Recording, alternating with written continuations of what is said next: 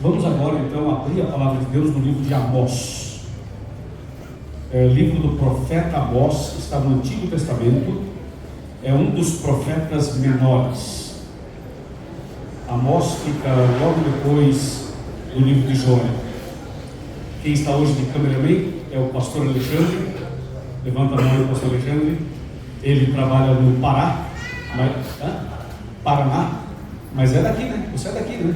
Trabalhou aqui na Paulista Sul muito tempo e é da equipe, né, de evangelismo, e hoje está no Paraná. Está de férias aqui. Eu cheguei por ali e falei, rapaz, você vai ter que me ajudar. E ele está aqui sendo nosso cameraman. Muito obrigado, pastor Alexandre. Amós, capítulo de número 8. Amós, capítulo 8, versículos 11 e 12. Vamos então meditar nesse tema tão importante. Eu falei aqui do canal do YouTube, mas eu estou vendo que tem uma outra transmissão ali. É YouTube também? Não. Está aqui. Então a transmissão ao vivo está aqui, ali é somente uma gravação. Ótimo. Tudo bem. Amós capítulo 8, versos 11 e 12 diz assim. Vamos ler. Eis que vem dias, diz o Senhor Deus, em que enviarei fome e sede sobre a terra. Desculpa, deixa eu só voltar um pouquinho aqui. Que enviarei fome sobre a terra, não de pão, nem sede de água, mas de ouvir as palavras do Senhor. Andarão de mar a mar, e do norte até ao oriente. Correrão por toda parte, procurando a palavra do Senhor, e daí não acharão. Até aqui. Para a gente analisar esses dois versículos, eu gostaria de fazer com os irmãos passar um pouco de informações sobre o livro de Amós, para dar um pano de fundo, assim, para a gente ter uma ideia um pouco mais ampla sobre esse livro e sobre o profeta. Depois nos concentraremos nesses dois versículos que acabamos de ler.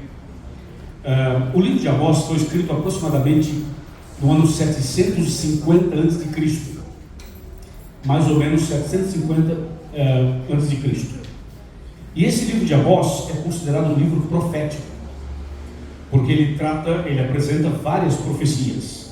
Ele faz parte daquele bloco de livros chamado de proféticos, que começa em Isaías, vai até Malaquias e inclui o livro do Apocalipse no Novo Testamento.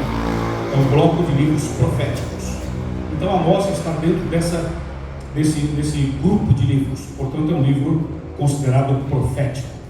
Outra coisa importante é que o livro de Amós é talvez o único livro que tem o seguinte versículo, escuta aí: certamente o Senhor Deus não fará coisa alguma sem primeiro revelar o seu segredo aos seus servos, os profetas. Lembra desse verso?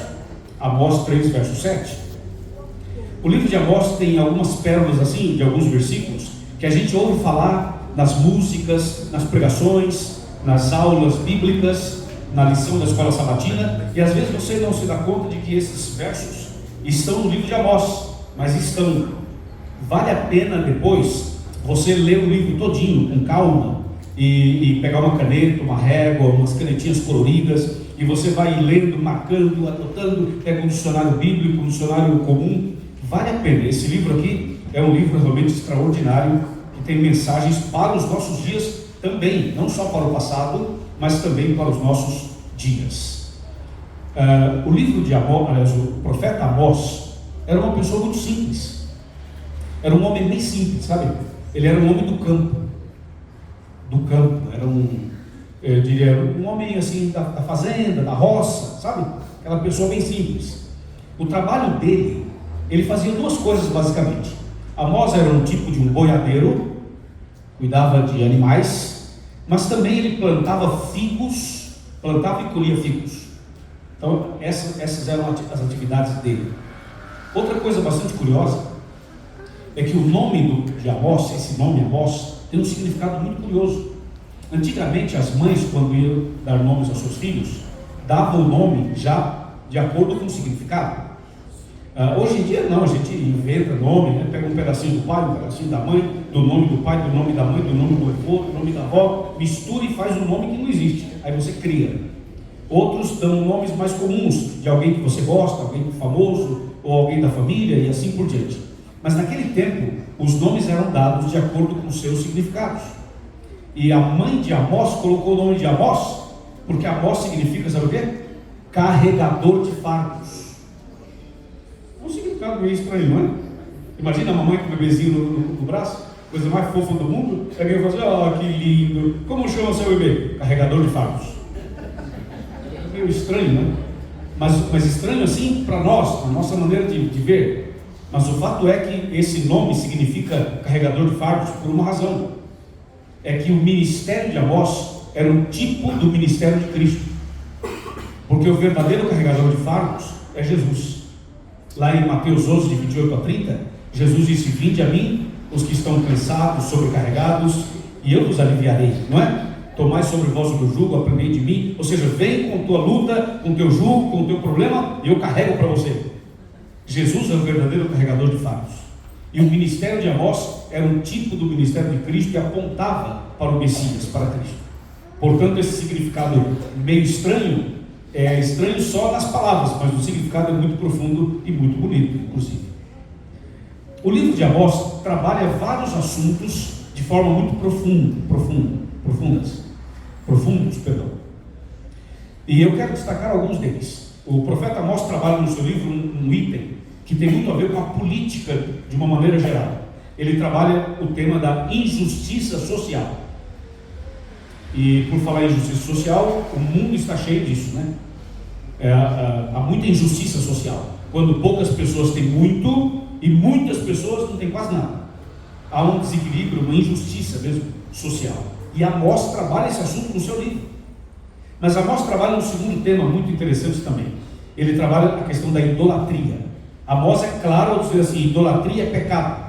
Qualquer tipo de idolatria, seja de uma estátua, seja de um astro, seja de uma pessoa, seja de um artista, seja de um relógio, de um carro, de uma casa, de uma roupa, de uma joia. Qualquer tipo de idolatria, diz o profeta, é pecado.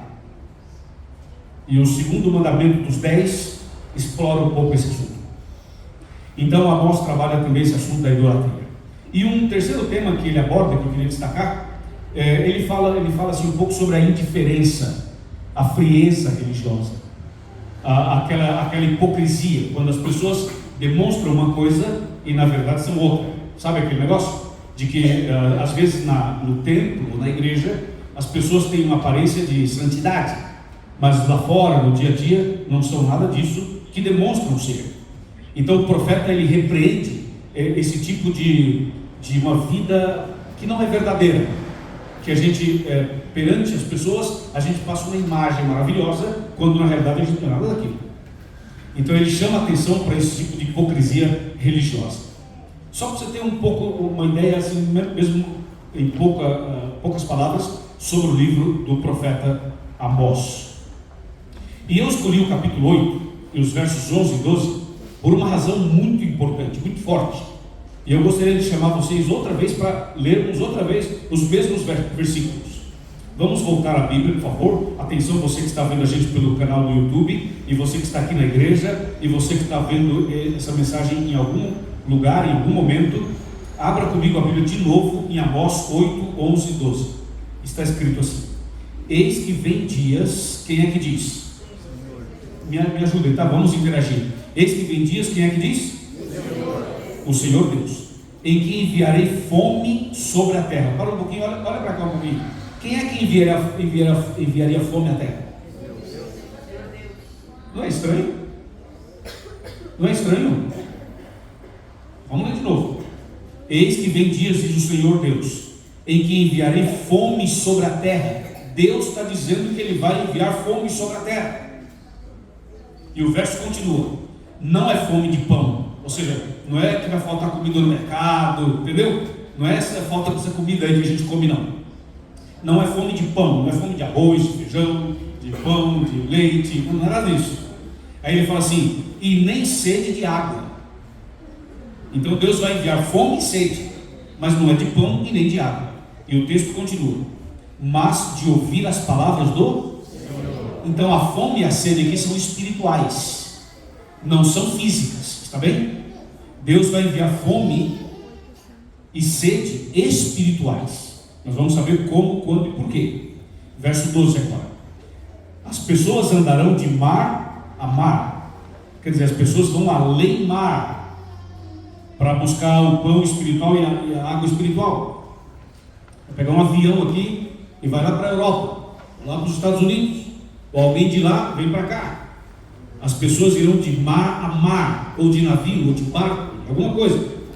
E diz assim: e do norte até ao oriente, e correrão por toda parte, por Embu das Artes, por Pirajussara, por Campo Limpo, Capão Redondo, Vila das Belezas, Brooklyn, Moema, lá em Brasília, onde eu moro, e como diz, do norte até o oriente, diz o texto, e fala assim: e correrão por toda parte, procurando a palavra do Senhor, porém não, está fraco, porém não, todo mundo, porém não, você da internet, repete aí, porque não acharão, não acharão.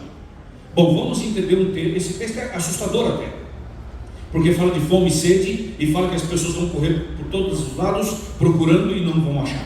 O que significa isso? Bom, lembra que o livro de Amós é um livro profético, e esses 2 versículos têm um conteúdo extremamente apocalíptico. Esses 2 versículos, quando ele fala de fome e de sede, fome ele faz uma relação com o pão, e a sede faz uma relação com a água. Então, os 2 elementos aqui são pão e água, certo? Pão e água.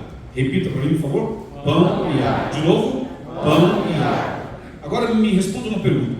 Quando você lê a Bíblia assim, você dá uma lida na Bíblia assim, quem é o pão na Bíblia? O pão representa quem? Jesus. Jesus nasceu em que cidade do mundo? Que cidade? Belém. Por que ele não nasceu em São Paulo? Por que nasceu em Belém? Porque Belém significa cidade do pão. E lá nasceu o pão da vida. Jesus é o pão. Amém? Bom, se Jesus é o pão, quem seria a água? Jesus. Peguei vocês aí. Se Jesus é o pão, quem seria a água? Hã? Você viu que agora vocês não estão tão seguros, né? Quer saber a resposta? Segura Amós, põe naquela fitinha ali no livro de Amós, agora eu vou fazer aqui, ó. Ou a caneta, ou o dedo que você tiver aí, e vai para João, Evangelho de João. Vamos saber quem é essa água aqui.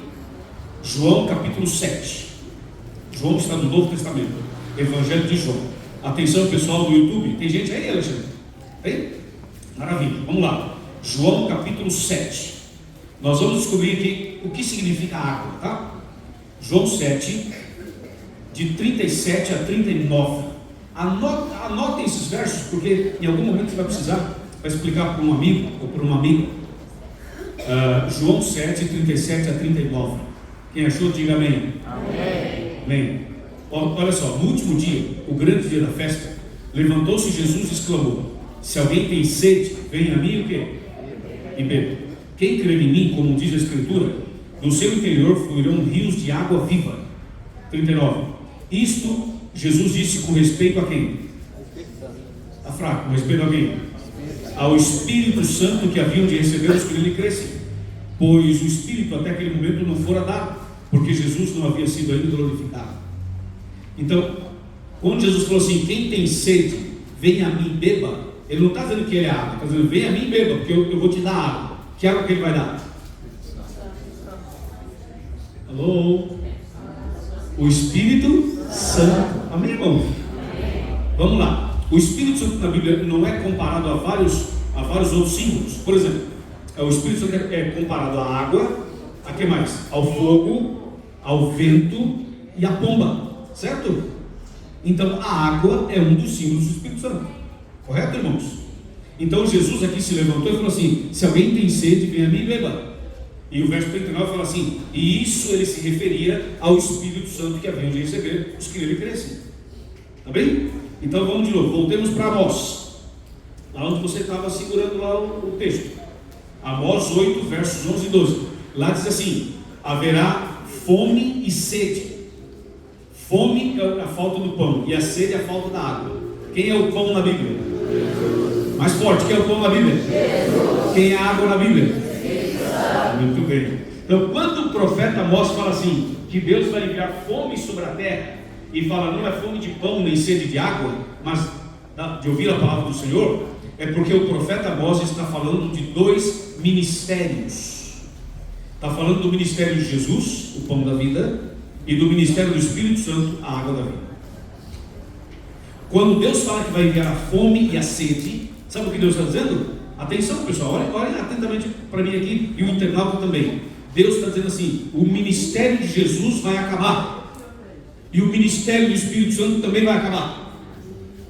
O que Amós está dizendo, traduzindo em miúdos, é que o ministério de Cristo no santuário celestial vai chegar ao seu final, e o ministério do Espírito Santo aqui na terra também vai acabar. Por isso que haverá fome e sede. A fome é porque Jesus não intercederá mais, e a sede é porque o Espírito Santo não agirá mais na vida do homem. Por isso haverá fome e sede. Pegou? Ficou claro? Sim, irmãos? Muito bem. Então é isso que Amós está dizendo. Agora vem a pergunta: se é isso que o profeta Amós está dizendo, inspirado por Deus, quando é que isso vai acontecer? Por exemplo, irmãos, vamos analisar uma coisa. Quem é que nos leva a estudar a Bíblia?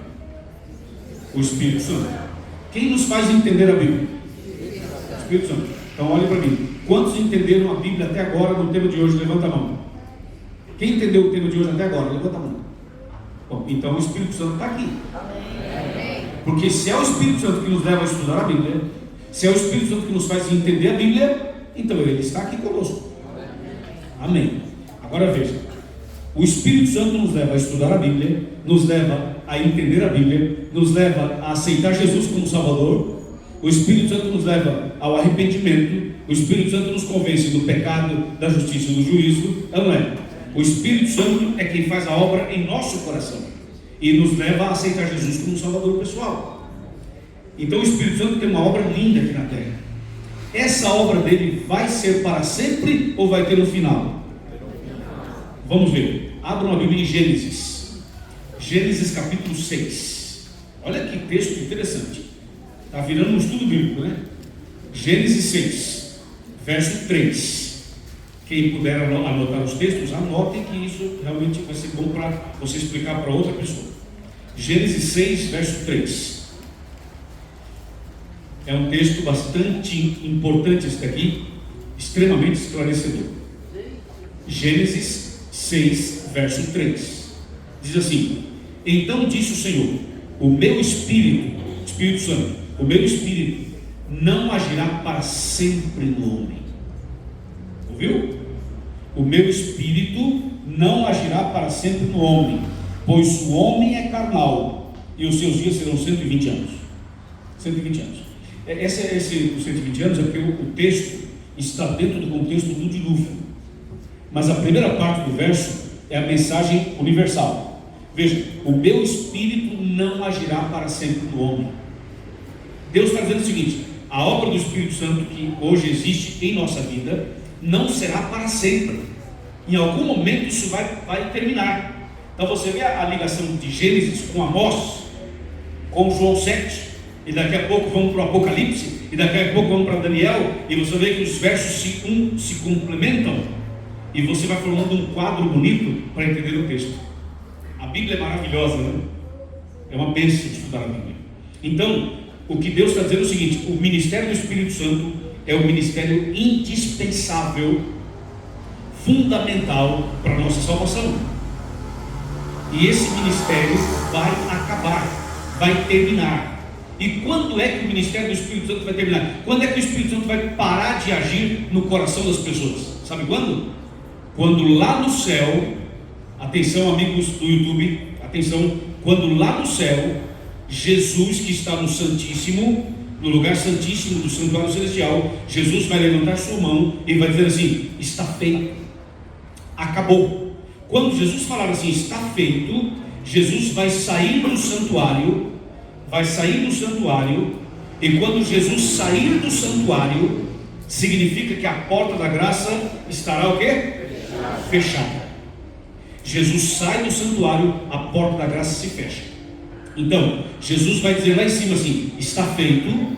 Aí aqui na terra o Espírito Santo vai dizer assim: aqui também está feito. Jesus vai dizer lá em cima: aqui acabou, meu ministério acabou. aí o Espírito Santo vai dizer assim aqui na terra: o meu também acabou. Então o fechamento da porta é uma ação dupla, integrada, entre Jesus e o Espírito Santo.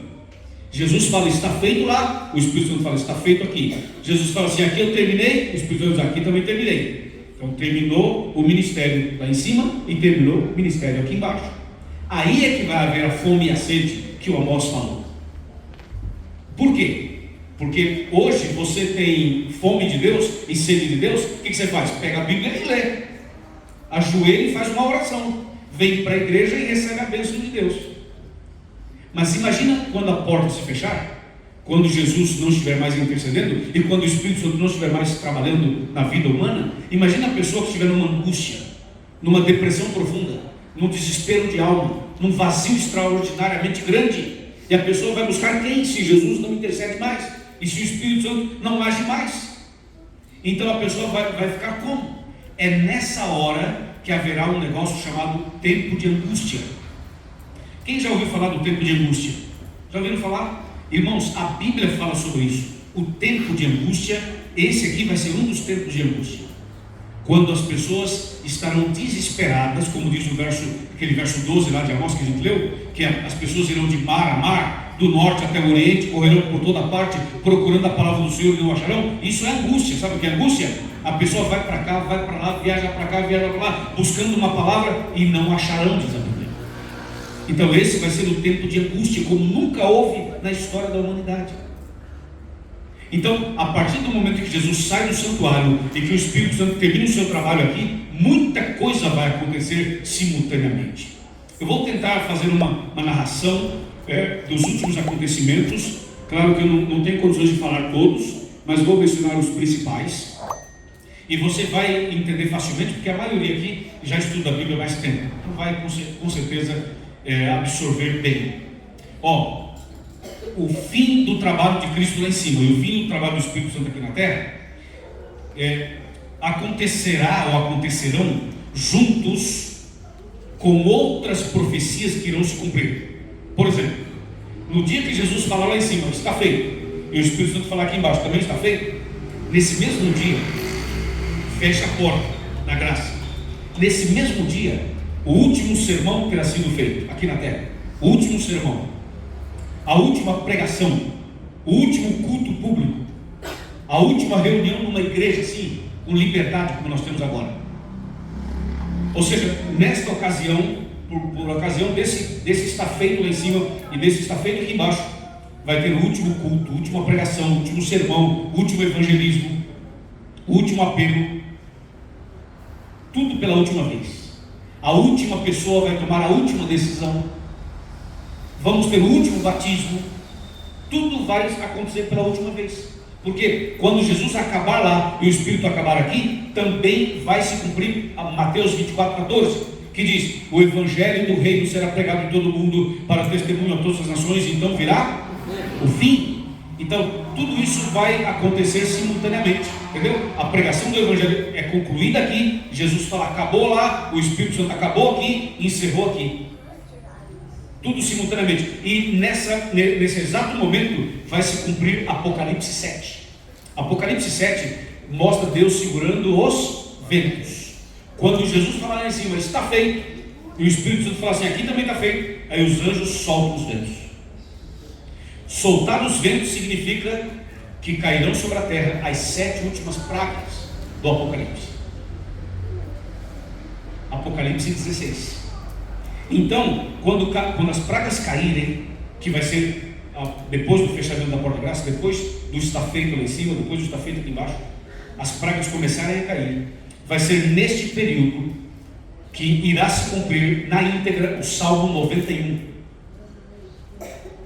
Hoje a gente lê o Salmo 91 e devemos ler, a gente medita e aplica para a nossa vida, está bem, mas o Salmo 91 vai se cumprir exatamente na sua íntegra, total, na íntegra, sabe quando? Quando começar a cair as pragas. É ali que vai se cumprir aquele texto que fala assim: 1000 cairão ao teu lado, 10.000 à tua direita, mas tu não serás, porque vai cair de praga. Então, pessoas atingidas aqui e ali, mas o fiel a Deus não será atingido. Somente com os teus olhos olharás e verás a recompensa dos ímpios. Lembra? E diz assim: Deus enviará os seus anjos que te segurarão nas mãos, para não tropeçares com os teus pés na pedra, porque uma das pragas é uma chuva de pedras. E o Salmo 91 ainda diz: praga nenhuma chegará à tua tenda. Não é isso aí? Praga nenhuma chegará à tua tenda, porque Deus vai cuidar de você. Por isso que fala assim: aquele que habita no esconderijo do Altíssimo, a sombra do Onipotente descansará. E vai ser também no período das 7 pragas que vai se cumprir o Salmo 23. O Salmo 23 vai se cumprir na sua íntegra, totalmente ali. É ali que vai se cumprir aquela frase que fala assim: o Senhor é o meu pastor e nada me faltará. Por quê? Porque durante as pragas a água vai se transformar em sangue. Outra praga serão úlceras no corpo das pessoas, dos ímpios, é claro, de quem não se entregou a Jesus. Então, as pessoas que rejeitaram a salvação vão sofrer. E aí, aqueles que se entregaram a Deus terão a bênção do Salmo 23: o Senhor é o meu pastor e nada me faltará. Então, nesse momento aí, quando fechar a porta, haverá fome e sede. As pessoas vão ter aquele vazio no coração, aquela angústia de alma, não vão conseguir dormir à noite, e aquele desespero. E aí, vamos aonde? É o seguinte: o pastor Cirilo está pregando lá no Itaim Bibi. Aí, vamos lá ouvir o pastor Cirilo. Chega lá, não, Cirilo não está mais aqui, não, já acabou. Não, então liga a TV Novo Tempo. Não, a TV Novo Tempo já não existe mais. Mas então vai ter uma campal. Também não vai ter mais campal. Não, mas vai ter um retiro espiritual no fevereiro, no carnaval. Não, também já não vai ter mais. Fechou a porta, acabou. Não, mas tem um pregador em Nova York. Pegou um avião aqui e vamos para Nova York. Chega lá, não tem. Não, mas eu fiquei sabendo que tem um lá na Alemanha. Também não tem. Por isso que fala: correrão de um lado para o outro, procurando a palavra do Senhor, e não acharão. Não é que a pessoa não vai achar a Bíblia, entende? As pessoas poderão encontrar a Bíblia. E a Bíblia hoje está tão distribuída no mundo inteiro, que você tem Bíblia no celular, você tem Bíblia na mão aqui, você tem Bíblia pequena, Bíblia grande, Bíblia de todo jeito. Então a Bíblia não está dizendo que a Bíblia vai deixar de existir. Está dizendo que as pessoas não encontrarão uma palavra de paz. Entende o que eu estou dizendo? Quer ver? Só para explicar melhor. Vocês sabem por que esse livro tem poder? Ele transforma. Mas o que tem aqui? Ele não é feito de papel e tinta? Tá. E um livro de romance não é feito de papel e tinta? E uma revista não é feita de papel e tinta? E um livro de espiritismo, de bruxaria, não é feito de papel e tinta? É. E por que esse aqui é diferente dos outros? Porque é a palavra de Deus. Muito bem. E aí eu aproveito o que a Laura falou e vou ampliar o raciocínio da Laura. É o seguinte: é a palavra de Deus, porque o que torna esse livro poderoso é o ministério do Espírito Santo aqui na terra e o ministério de Cristo lá no céu. Sem Jesus intercedendo e sem o Espírito Santo agindo, isso aqui é um livro qualquer. Porque o poder não está no papel. O poder não está você pode deixar a Bíblia aberta no Salmo 91, é bonito, e até gostaria que todo mundo tivesse a Bíblia aberta, mas entenda que não é o fato dela estar aberta que ela vai purificar a tua casa e vai expulsar os problemas que tem na casa. Porque o poder não está no papel. Entende o que eu estou dizendo? O poder está no nome de Jesus, o poder está no sangue que Jesus derramou, o poder está na intercessão de Cristo, o poder está na obra do Espírito Santo. E se o Espírito Santo não age mais, se Jesus não intercede mais, este livro, a pessoa pode ter em casa 300 Bíblias, ela vai ter fome e vai ter sede, porque sem o Espírito Santo isso aqui não serve para nada. Você não conhece gente que tem a Bíblia em casa e não crê na Bíblia? Você conhece pessoas que leem a Bíblia, mas não aceitam Jesus? Então o que dá poder para esse livro é o poder do Espírito Santo, e é o nome de Jesus e a sua intercessão. Por isso que haverá fome e sede de ouvir a palavra do Senhor. Eu poderia falar aqui a noite inteira, mas se o Espírito Santo não estivesse aqui, e se Jesus não estivesse intercedendo, isso aqui seria um cemitério. Isso aqui seria um cemitério. Ele ia falar, ninguém ia absorver nada, ninguém ia ser tocado nada, ninguém ia se emocionar nada, ninguém ia se entregar nada. O que faz a gente entender, falar, uau, que mensagem, isso eu não sabia, aprendi, olha que bênção, eu quero me preparar, quero ir para o céu. Essas decisões que ele toma, não é mérito do pregador ou da pregadora, é mérito do nome de Jesus e do trabalho do Espírito Santo. Amém, irmãos? Amém. Porque é justamente o nosso Deus que faz essa obra na vida da gente. E uma vez que a gente entendeu bem esse assunto, aí vem uma questão muito, mas muito importante. Uma questão muito importante. Quando será que Jesus vai falar está feito lá em cima? Quando será que o Espírito Santo vai terminar o seu trabalho aqui na terra? Quando será? Existem 3 acontecimentos, 3 datas que Deus não revelou ao ser humano. Existem 3 acontecimentos que Deus não revelou ao ser humano. São certos, vão acontecer, mas nós não sabemos quando. O primeiro, o dia da nossa morte, o dia que nós vamos morrer. Nós sabemos que um dia morreremos, mas quando? Ninguém sabe. Deus não revelou. Talvez se Deus revelasse, alguns morreriam de medo antes. Ninguém sabe quando vai morrer.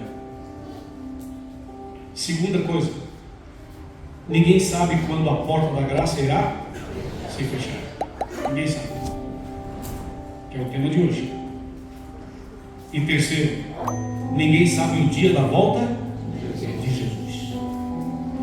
Então, se você não sabe quando Jesus vai voltar, se você não sabe quando que a porta da graça vai se fechar, se você não sabe quando vai morrer, a pergunta é: quando deve ser a minha decisão?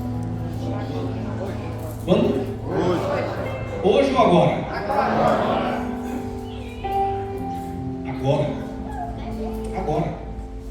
A decisão de cada um de nós tem que ser agora. Porque, na verdade, o amanhã não existe. E o ontem já passou. E se você chegar no amanhã, se o amanhã chegar, sabe como é que você vai chamar o amanhã? Hoje. Só existe hoje. Não existe amanhã. Então nós não podemos deixar para amanhã o que eu devo fazer agora. Entendeu ou não? Se eu tenho que pedir perdão para alguém, eu tenho que fazer isso agora. Se eu tenho que confessar um pecado para Deus, eu tenho que fazer isso quando? Agora. Se eu devo entregar meu coração para Jesus, tem que ser quando? Agora. Se eu tenho que me batizar, tem que ser quando? Agora. Eu estou me referindo a decisões, a tomar decisões. Porque se você e eu tomamos uma decisão agora, se a gente morrer essa noite e não deu tempo de batizar, mas você decidiu hoje, o que vale é a nossa decisão. Entendeu? Se você não conversa com alguém, não vai com a cara de alguém, e está com aquela crise, né? Aquela raiva, aquele ódio, aquele negócio, e você decidir hoje que você vai perdoar esse alguém, mesmo que não dê tempo você encontrar esse alguém para se sentar com essa pessoa, a decisão que você tomou hoje vale, serve. Agora, se você tiver a chance de encontrar a pessoa, aí você deve encontrar-se com ela e conversar com ela e se acertar com ela. Mas o que eu estou querendo dizer é que você não deve esperar que aconteçam outras coisas para tomar a decisão. A decisão tem que ser hoje. Tem que ser agora. Porque muito em breve, e muito em breve mesmo, Jesus vai sair do santuário celestial. E muito em breve, todas as profecias irão se cumprir. E talvez hoje seja o último sermão que eu estou fazendo. Pode não ser o último para todo mundo, mas para alguém pode ser útil. Por exemplo, quem me garante que amanhã, se o amanhã chegar, quem me garante que amanhã, pastor Cirilo, nós vamos ter aqui exatamente as mesmas pessoas que estão aqui hoje? Eu posso ter aqui amanhã mais gente até, e a maioria pode voltar amanhã, mas pode ser que tenha alguém aqui que não volte aqui nunca mais. Está aqui hoje e nunca mais vai voltar aqui. Você viaja amanhã, você não vai estar mais aqui. Então esse é o último sermão para você. Entendeu? Eu não estou dizendo que você vai morrer, não é isso. Eu estou dizendo que amanhã você pode não estar aqui. E talvez você nunca mais. E eu estou me falando assim, porque eu estou com internet aqui, tá bem? Estou falando assim em geral, porque eu sei que cada caso é um caso. Mas essa é a nossa grande chance. E nós não podemos assim pensar assim, isso é conversa. Não é conversa não, hein? Não é conversa. Não sei se alguém lembra daquela Semana Santa que nós fizemos pela misericórdia de Deus no início da pandemia, na TV Novo Tempo. Alguém lembra daquela Semana Santa? Amor escrito com sangue? Então, na terça ou na quarta-feira daquela semana, eu fazia um apelo contundente, mais ou menos como eu estou fazendo aqui agora, e uma pessoa, tinha uma família reunida assistindo, e uma pessoa da família entrou no quarto e falou assim: eu quero assistir a pregação sozinha no quarto. Vocês fiquem aí na sala, está muito conversa na sala, eu vou para o quarto sozinho. Ficou assistindo lá no quarto sozinho no celular, e eu fazendo a pregação e o apelo. A pessoa entrou lá, ficou lá assistindo a mensagem. E quando eu falei escreva, eu aceito, as pessoas começaram a escrever, eu aceito. E essa mulher escreveu, eu aceito. Aí terminou a programação, a pregação, terminou tudo, e a mulher não saía do quarto. E o pessoal pensou, deve estar orando, né? E demorou tanto que alguém foi lá e bateu. Ninguém respondeu. Quando entraram lá, ela tinha descansado, ela tinha falecido. Com a Bíblia na mão, olharam o celular dela, estava escrito assim: eu aceito. Pelas redes sociais. Ela teve um problema no coração, já tinha, naquele momento ali deu algo assim, que eu não sei qual foi o problema exatamente, mas ela veio ao óbito. A vida é muito curta, irmãos. Aqui temos jovens, adolescentes e crianças, mas aqui temos adultos também. E os adultos que estão aqui lembram, ontem mesmo você tinha 15 anos, não era? Hoje já tem 30, 40, 50, 60, e daqui a pouco tem 80, e daqui a pouco tem 90. Ou seja, a vida passa rápido para todo mundo. Por isso a gente apela. Por isso a gente apela. E quando Jesus voltar, e se você e eu formos para o céu, e nós vamos em nome de Jesus, aí você vai dizer assim: o céu é tão maravilhoso, e a volta de Cristo é tão maravilhosa, que se eu soubesse que era tudo isso, eu teria dedicado mais tempo para buscar mais gente lá fora, para trazer para a igreja, para estudar a Bíblia e para se entregar a Jesus. A gente gasta muito tempo com outras coisas e menos tempo com aquilo que é mais importante. Mas nós temos que pensar nisso hoje. O texto é: eis que vem dias, diz o Senhor, em que enviarei fome sobre a terra, e sede também. Não é fome de pão, nem sede de água, mas de ouvir as palavras do Senhor. E andarão de mar a mar, do norte até o oriente, procurando a palavra do Senhor, e não acharão.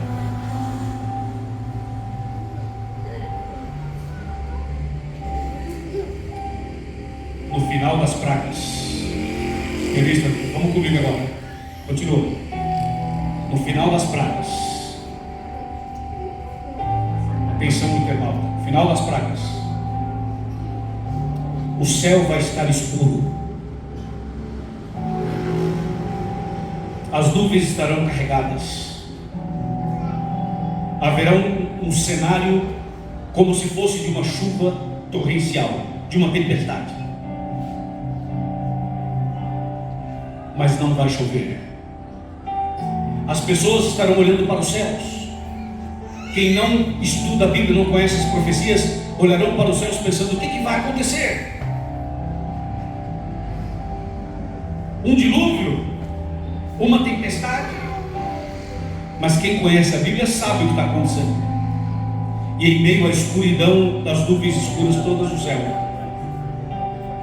ouvir-se-á trovões, vozes, relâmpagos. Algo está acontecendo. E no meio das nuvens todas escuras, uma dessas nuvens escuras, uma delas vai começar a brilhar. Vai brilhar e brilhar. E os olhares estarão fixos nessa nuvem luminosa. O Apocalipse 14, verso 14 fala: olhei e eis uma nuvem branca, e assentado sobre a nuvem um semelhante ao Filho do Homem, tendo na cabeça uma coroa de ouro e na mão uma foice afiada. Essa nuvem branca do Apocalipse é uma nuvem luminosa que vai se destacar em meio à escuridão. E à medida que passa o tempo, essa nuvem vai se aproximando da terra, vem se aproximando, chegando mais perto, chegando mais perto, chegando mais perto. E à medida que ela se aproxima da terra, ela cresce, cresce, cresce e vai preencher todo o céu. E todo o céu vai ser iluminado outra vez. E no meio dessa enorme nuvem branca estará um ser majestoso, bonito, um ser extraordinariamente lindo. Os seus olhos brilham, o seu rosto brilha como o sol, na cabeça uma coroa de ouro. É o Rei dos Reis, o Senhor dos Senhores. Na mão uma foice afiada, é o símbolo da colheita. Ele vem fazer uma colheita. Nós somos os frutos do sangue que Cristo derramou naquela rude cruz. O fruto germinou em nossa vida. Nós crescemos na fé, aceitamos Jesus, estamos maduros.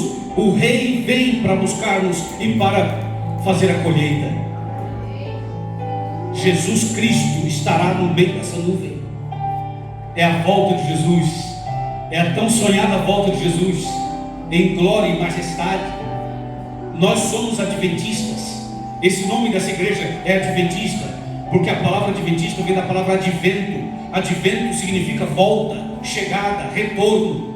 Nós somos adventistas porque nós cremos que Jesus há de vir, há de voltar nas nuvens dos céus. E somos do sétimo dia, porque o sétimo dia é o sábado. Guardamos o sábado, que é o selo de Deus, e nós não queremos o selo da besta, queremos o de Deus. Por isso somos adventistas do sétimo dia. Amém, irmãos? Amém. Jesus nas alturas, no meio da nuvem luminosa. E que nuvem é essa? Que nuvem é essa? É uma nuvem de anjos. Essa nuvem luminosa não é uma nuvem literal, é uma nuvem de anjos. Sabe quantos anjos virão com Jesus naquele dia? Milhares, não, milhões, não, bilhões, trilhões, quadrilhões. Não sabemos a quantidade, não sabemos, mas virão todos os anjos dos céus, todos. O céu vai ficar em silêncio. Apocalipse 8, verso 1 fala: haverá silêncio no céu por cerca de meia hora. O céu vai parar, o céu vai parar. Vai ter feriado lá em cima, vai parar. E Jesus vai voltar para nos buscar, amém, irmãos? Amém. E essa nuvem luminosa são os anjos. E quando Jesus estiver nas alturas, e quando a nuvem luminosa de anjos estiver ali, nós vamos ouvir um som, uma música. E olha que ele toca muito bem, e vocês cantam muito bem, e já ouvimos músicas lindas, não é? Já ouvimos concertos extraordinários. Mas naquele dia, o maestro, nós vamos ouvir um som como nunca ouvimos, uma música divina, celestial. E esse som que vamos ouvir vai entrar nos poros das pessoas, na mente das pessoas, dentro da gente. Nós vamos nos arrepiar, nós vamos chorar, nós vamos nos emocionar. Que música é essa? Que som é esse? Mateus 24, 30 e 31 responde: são os anjos tocando as suas trombetas. Imagina milhões, bilhões, quadrilhões de anjos tocando trombetas numa harmonia perfeita. Dá para imaginar ou não? Só de imaginar a gente já fica arrepiado já. Só de imaginar a gente já fica emocionado.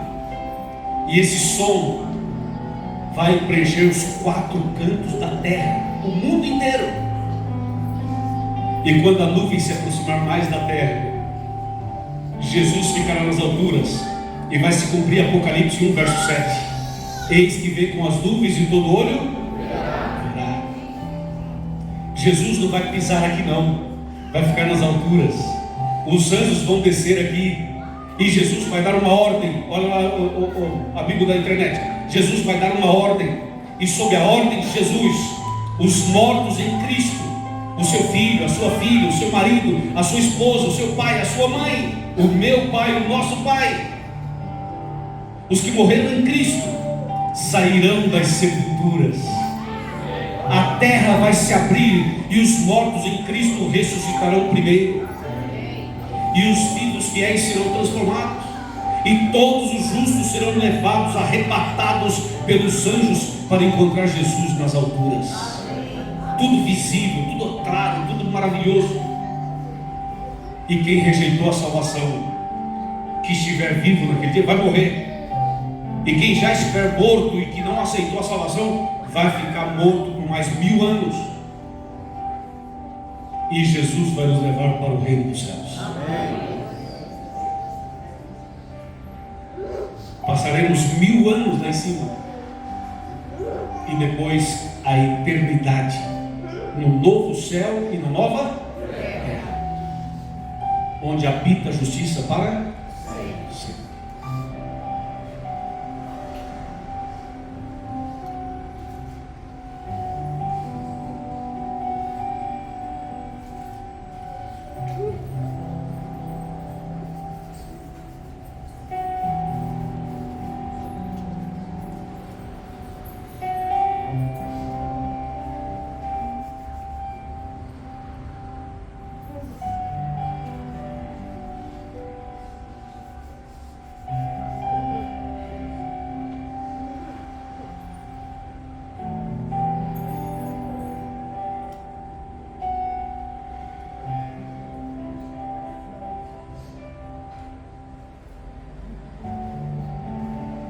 É isso.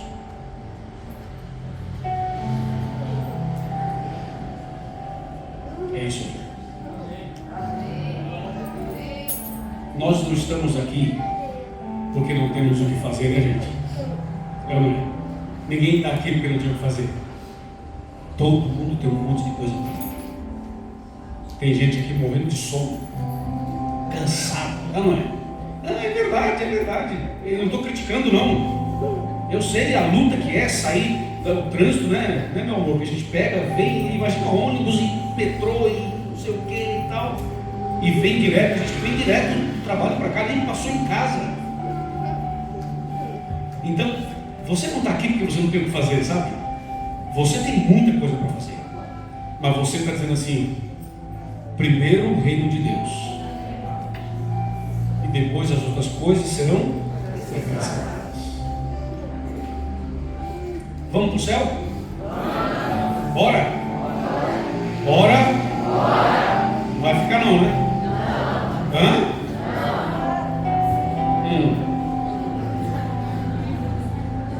Amém? Gostei do que você falou, hein? Amém. É isso. Mas para que isso aconteça, tem que ter um milagre, né? Se não tiver um milagre, olha para você e olha para mim, né? Vamos olhar para nós mesmos. Humanamente falando, a gente tem méritos para ir para o céu? Não. Nós vamos para o céu pelos méritos de Cristo Jesus, não pelos nossos méritos. Deixa eu fazer uma pergunta aqui. Tem alguém aqui? Agora a pergunta é direta, hein? Agora é papo reto, bem direto. Tem alguém aqui que gostaria de se batizar na igreja adventista? Levanta a mão. Levanta a mão. Quem gostaria de se batizar? Não é hoje o batismo, não. A decisão é hoje. Levanta a mão. Quem quer batizar, fique em pé. Fique em pé. Em nome do Senhor Jesus. Uau! Pastor Cirilo, dá uma olhada. Fique em pé, fique em pé.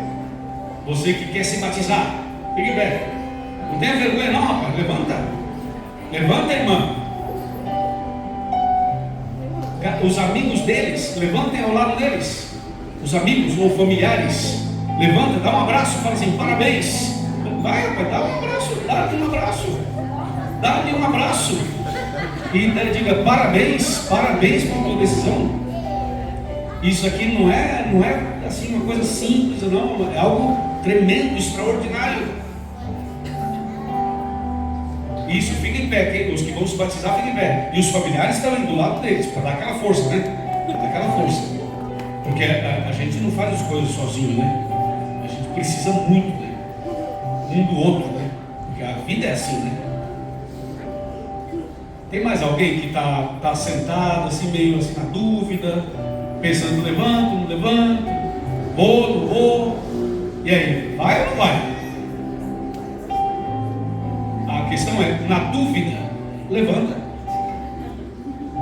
Se está na dúvida, levanta. Porque é melhor levantar na dúvida do que ir para o inferno na dúvida. Então levanta na dúvida, que a gente ora, Deus resolve esse negócio. Amém, irmãos? Amém. É assim, na dúvida, levanta, se entrega, é melhor. Mas eu tenho perguntas. Faça para o pastor Cirilo a pergunta que ele responde para você depois. Ou para o Felipe, os anciãos. É sério, tira a dúvida com os pastores, é isso mesmo. Faça as suas perguntas. Diga, irmão. É só quem vai batizar ou quem já é batizado tem que levantar para mim? Não, só quem vai batizar. Porque quem já é batizado, já eu vou fazer outra pergunta. Agora tem uma coisa aqui que o pastor Cirilo me lembrou. De repente tem alguém que já foi membro da igreja, mas atualmente está afastado. E hoje está aqui, entendeu? Mas está afastado dos caminhos do Senhor. Se tiver alguém assim, também, por favor, se levante. Alguém que se afastou e está aqui hoje. Isso, muito bem. Se levanta, por favor. Fica assim, um grupo sentado, um grupo em pé. Tá interessante assim. A Débora vai cantar. Quando ela estiver mais ou menos no meio da música, eu vou fazer assim, ó, chega mais perto, assim, tá? Só vou fazer assim, só. Aí você, com seus amigos, vão sair daí e vão vir aqui à frente, certo? E eu vou pedir ao pastor Cirilo uma gentileza, dele ficar aqui do meu lado com o celular para filmar a vinda deles para cá. Nós vamos filmar vocês, é como se vocês estivessem entrando no céu, assim, sabe? Tem que entrar com alegria, assim, se levantou, agora eu vou, ninguém me segura não. Então eu vou pedir para o pastor Cirilo, se for possível, pastor Cirilo, ficar aqui do nosso lado. Ele vai deixar pronto para gravar, para filmar, melhor dizendo. A vinda dos irmãos, vai ser lindo, vai ser lindo. Vai ser muito lindo. Enquanto estamos nos preparando para isso, pastor Alexandre, você que está assistindo agora pelo nosso canal, o apelo é para você também. Você quer se batizar? Quer se batizar na igreja adventista? Se você quer, se você aceita, escreve aí, eu aceito. Escreve, eu aceito.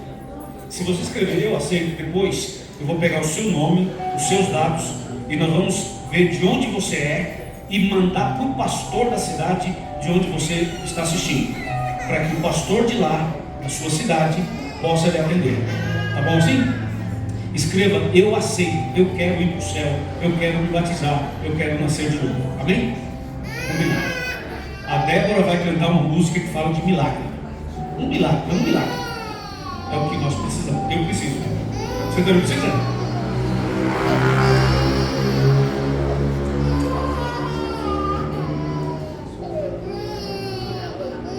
Vamos ouvir.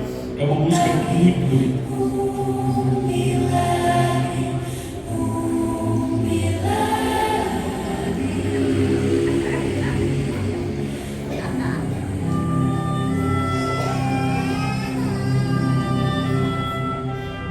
Consigo entender o que tu vês em mim.